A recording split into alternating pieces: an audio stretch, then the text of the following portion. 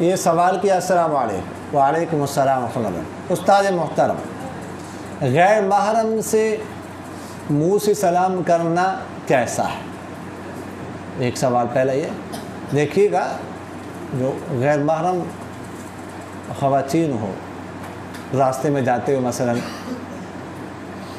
جوان خواتین ہو تو ان کو سلام نہیں کرنا چاہیے، اگر بوڑھی خواتین ہو تو ان کو کر سکتے ہیں۔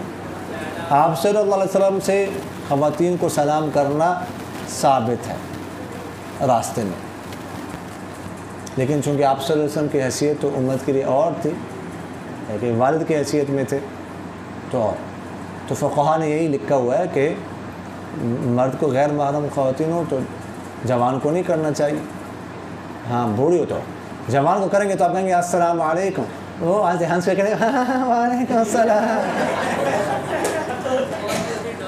سمجھ آ گئی؟